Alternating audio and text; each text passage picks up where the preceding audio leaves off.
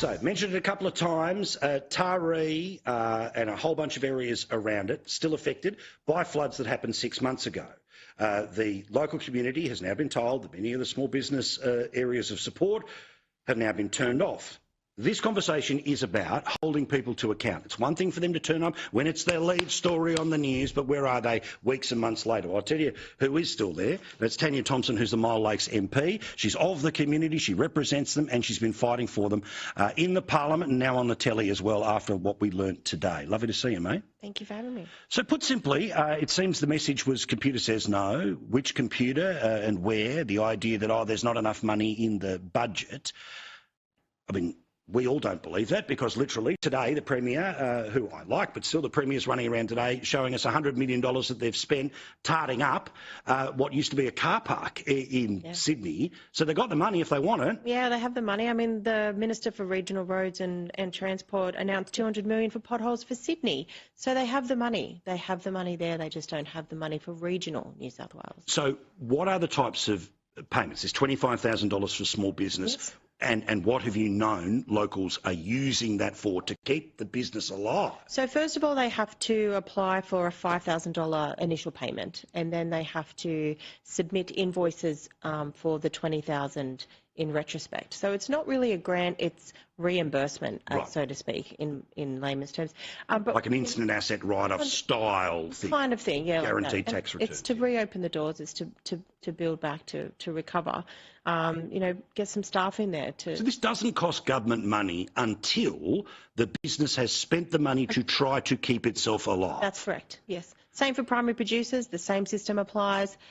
Is your area being treated different than others? And again, it's not a competition, and I know people get very peed off, right? We're not having a go at anyone who has got more support over a longer period of time, right?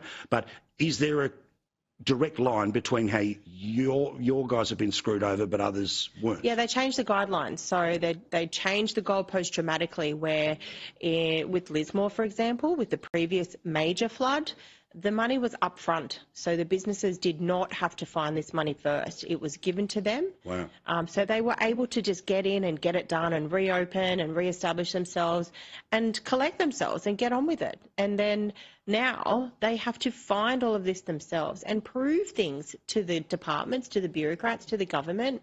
These are people in Sydney that aren't on the land, that aren't in these regional areas, that are questioning these people about where they're spending their dollars before they're reimbursed, and that's wrong. I'm just thinking about, you know, insert business, right? But fish and chip shop, main drag of Taree, right? Okay, if you had money, and some small businesses don't, if you had money left over, you'd spend as much to refit out the joint as possible. If you can max out a loan or a credit card, that's what you will do. But the reality for many, nowhere near it, no capacity to do that, meaning I've got no doubt that today compared to 7 months ago, not 6 months of the floods, but 7 months ago, the main drag looks different, right? There'd be fewer shops than were there, and the reason they're not there is because of the flood. Absolutely correct, yeah. Down Pulteney Street, it is barren. They're skeleton shops. They are literally been, you know, stripped bare. There's nothing left. There's just frames where you walk past, and they will not reopen without any support from the government. And Chris Minns, the Premier, who I also like, he's not a bad bloke, but he stood in the arcade with business people and looked them in the eye and said, we will support you. You have our support.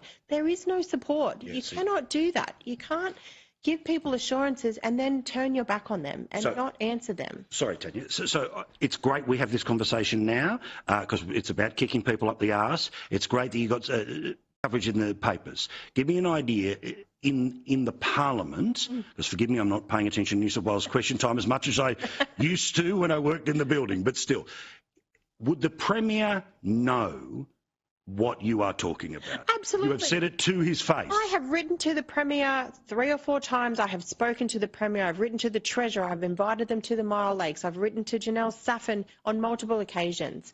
They know what is going on. I have conversations with them constantly with their team. They know what is going on in our region. Yeah, so they can't hide behind. They can't hide behind, I had no idea. Else. Absolutely not. They know. They know what is happening. I am not a quiet person.